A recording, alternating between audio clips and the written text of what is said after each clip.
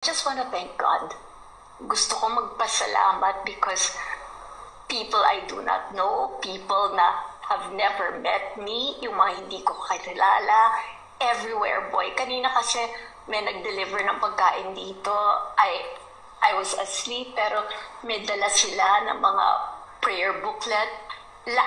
Ang laki ng community dito sa LA, and I barely go out, but when my sons are out, they're recognized, and lahat, wala akong na-encounter na hindi nagsabi sa mga anak ko, sa mga kapatid ko, sa mga taong alam na kaibigan ko sila, na pinagdarasal nila at sinasabi nilang kailangan siyang gumaling kasi meron pa kaming hinihintay galing sa kanya. Gusto pa namin siyang mapanood.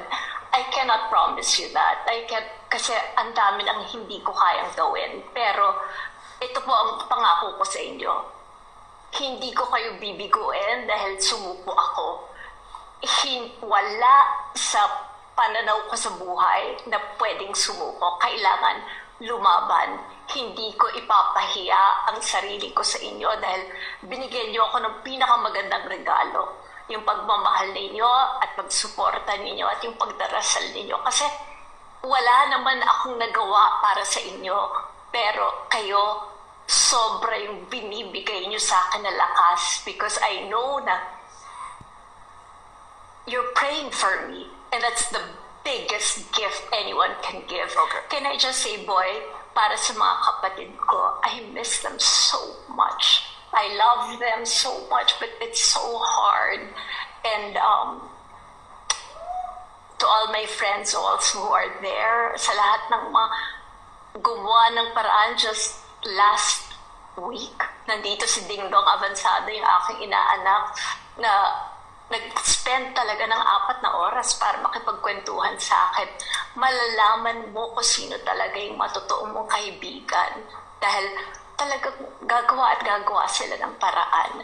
I want to say thank you also to you for making this happen. Thank you to Mr. Duavit and Miss Annette and everybody in GMA dahil kayo ang nagbigay sa akin ng venue para ma-explain sa mga tao kung anong nangyayari. And also to our friend, Miss Jessica Soho, kasi boy, alam mo naman na sa kanya nakapangako yung interview na to, pero nung nalaman niya na sa'yo ko binigay, wala siya talagang pag-aalinlangan. Dahil alam niya na you are like a brother to me. Maraming salamat, Chrissy. May I just say also, thank you very, very much. Congratulations sa bago mong kontrata. Kasi siguro mag-share ka na sa mga medical bills ko. Maraming salamat. No, because Happy Valentine's and happy birthday, Chrissy. Don't laugh. That's your gift.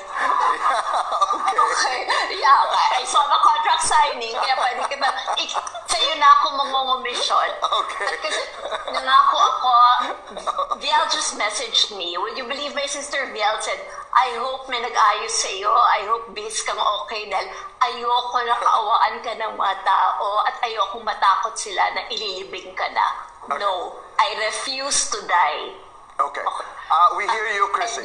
Yeah. Yes, talagang pipilitin ko because ang next, my next chapter is to become a stage mother. Okay. Okay?